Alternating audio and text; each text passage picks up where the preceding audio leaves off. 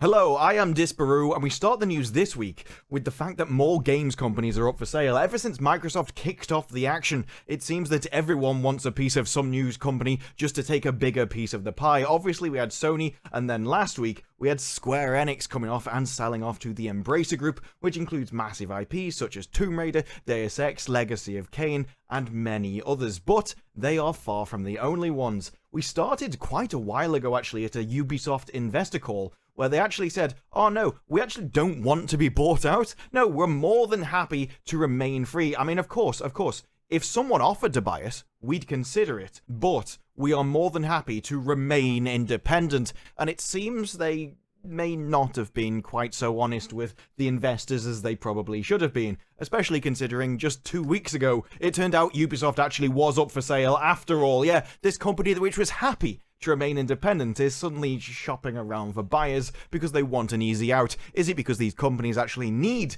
to sell? Or is it just suddenly everyone realizing that, maybe it's just a bit more trouble than it's worth, especially when you've got all these people coming up with all these rules about what you can do with your creative freedom? That one's up for you. But it turns out that Ubisoft may be going back to the family which originally started the company to begin with, because even though this family still owns 16% of the shares and indeed is still the CEO, it looks like they don't want to lose control of the company, and so it means they're going to have to buy a controlling stake if they want that to happen. And so the family is looking to partner up with private equity firms so that they can prevent any other third-party buyout and retain control of the company, which they started all that time ago. And I can't help but wonder if the Square Enix purchase and this Ubisoft deal all did start with the Microsoft acquisition and then Sony buying Bungie. See, all this money flying around, it's kind of like sharks in a feeding frenzy, and it suddenly makes all of your investors and all of your shareholders think, hang on, yeah, these shares are worth this, but I could get an easy payday if someone buys it, and then suddenly the conversation starts having and everybody wants out of the company. And I think if that's the case, it does beg the question whether these buyouts are actually best for the company. Is the Embracer Group going to make more of the IPs than Square Enix was? From how they're talking, yes, it does seem like they want to revive some of the more frozen IPs that were just left on a shelf to rot. But Ubisoft has been making plenty of games, and the CEO is still the family which wants to buy the company to begin with. So will much change there? Is it actually good for the gamer? Or is this all just backroom dealing which will inevitably distract them from what they should be doing? Making quality games. At this point, it's difficult to see which side the bread is buttered, but I think it will be interesting to look back on hindsight and see if this was a turning point of sorts for all of the different companies involved. If you love Lord of the Rings and are concerned what Amazon are about to be doing with the property when it comes to the Rings of Power, there might be a little bit more bad news coming for you, in the fact that EA, of all places, are going to be making a mobile game based on Lord of the Rings. Titled Lord of the Rings Heroes of Middle-earth, we don't actually have much details apart from this screenshot, which, let's face it, basically tells us nothing.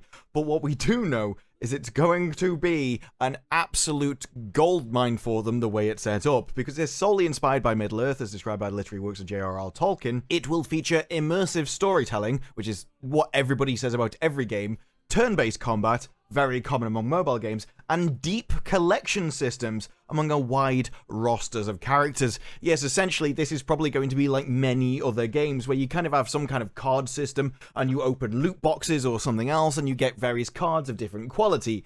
And that's where they get you. Sure, they will probably give some kind of bones to the free players. But if you really want to get ahead, these games often have pay-to-win systems which just get you far more powerful characters that you have such a small chance of getting it free to play, you just can't compete. That's why these games are so popular, because they make such a huge amount of money for the developers that they can flood everyone with advertising and keep getting customers, which will keep opening their wallets for the game. Honestly, of all the things that I'm concerned about with this, that's probably my biggest deal. Look, mobile isn't for me. Free-to-play mobile certainly isn't for me, because so many of them are pay-to-win, and that is exactly my entire concern with this. Could you make a decent Lord of the Rings mobile game? I'm sure you could. Do I think it's very likely to happen? No. No amount of them talking about immersive storytelling or social and competitive play will convince me. I've seen so many mobile games just go to the dogs because they're all so obsessed with getting everyone's wallet open. And this being EA, a company already renowned for doing that with many other properties, all the red flags are there for me. I would love to be proved wrong. I'm just going to have to see actual physical proof on its release before I'm even going to consider changing my mind on that one. There are some games which enter development hell, where the development just keeps going on for years and years, maybe gets passed around across a couple of studios, and it never seems to be a good sign. When something goes on for so long in development, it normally means there's fundamental issues that even they think are so bad they can't release them to the public, and we've seen the quality that some games are released nowadays, so if they're still not willing to release it to you, you know how really awful those games must be.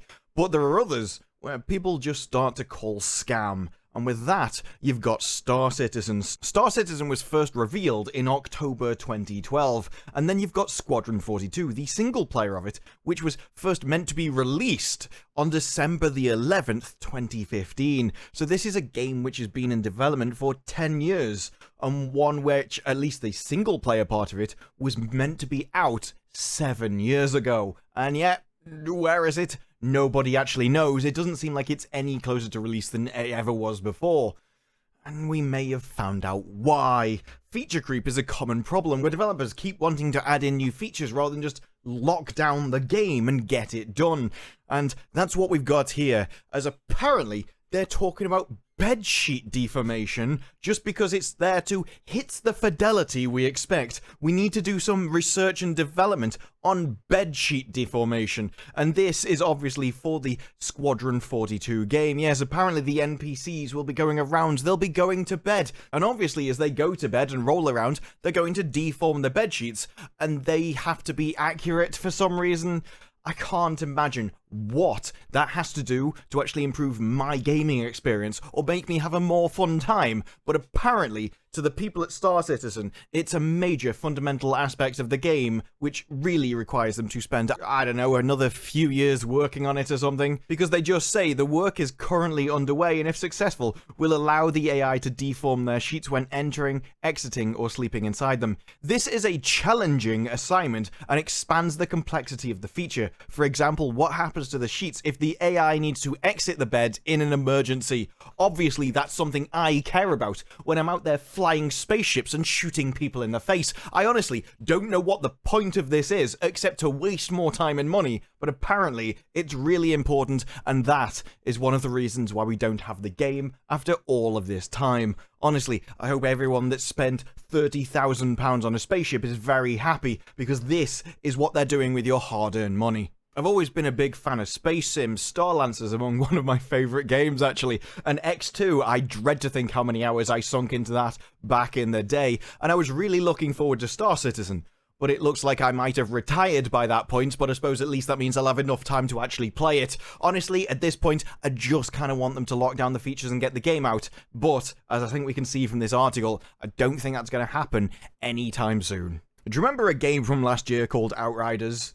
No, I have a feeling not many people do, because it's looking like Outriders hasn't made a profit, and in fact, may never make a profit. This was a game by developer People Can Fly and publisher Square Enix, and they were incredibly proud of it on release, of course, boasting that it had 3.5 million players the month after launch, although things have gone very quiet since then, and in fact, the developer has now been complaining that they just actually don't know how well the game is doing. For some reason, and I don't know how this is not in the contract somewhere, they don't actually know the sales figures of the games, because developer Square Enix isn't telling them. It seems like a major problem to me if you're published by a publisher and they don't tell you how many sales of the game they've actually made, because then you have no way of seeing if they're actually telling you the truth. But now a financial report has come out, and they've received no royalties from the publisher up until December 31st of last year, which means they didn't make a profit, as no royalties means the sales were insufficient to recover the costs and expenses incurred by the publisher to develop, distribute, and promote the title. I wonder if this is a case of a publisher, though, spending an unknown amount of money on promotion, and then collecting an unknown amount of money from sales, and then just giving you nothing, and you don't know any of the figures involved. It seems like a terrible way to do business, in my opinion. And this is a major problem, considering that Square Enix once boasted that this was the company's next major franchise. And if it's not even made a profit, it's not looking too likely now, is it? And one of the reasons that 3.5 million players may have even been hit in the first place is the simple fact that it was on Xbox Game Pass at launch, and so people weren't even needing to buy it at the actual purchase price. It's quite difficult to make a profit on a game that you're not actually selling for money, especially if, like it says here, it seems like people tried out the game and moved on, and given the gameplay and what it was, essentially a cover shooter with some skills, honestly, I can see why they did. Because on Steam, a place where you actually had to buy the game, it launched to quite decent numbers with 125 players on March 29th, but the issue was, just a couple of months later, by May 31st, we'd already hit 6,000 from 125,000. People really didn't stick around for this game. And in a PvE game, that's kind of what you want if you want that sweet recurring revenue. And in fact, since then, if we just shut it down to the last year, you can see that it did peak again at around 10.5 in November, and then ever so quickly, even by January, started to decline to the point where on February 21st, we're already less than 1,000 players. So it seems that the odd update does bring players back. It gets them to come and play it for a little bit as new content gets released. But the thing is, by 2 weeks, they're already finished it and they're off to the next thing, and that's just not sustainable for a game like that if it wants to make the recurring revenue like so many games do nowadays, and that seems to be what was even needed at a minimum to make a profit on the game itself. So Outriders, Square Enix's big new franchise, seems to be dead in the water, but considering that Square Enix has just sold off a load of other major IPs, they may well not be that concerned about it anymore. But for now, that's it from me. Let me know what you thought of any of the topics down in the comments below. Like the video if you like the video, subscribe, more videos like this in the future, and I will see you in the next one. Bye-bye.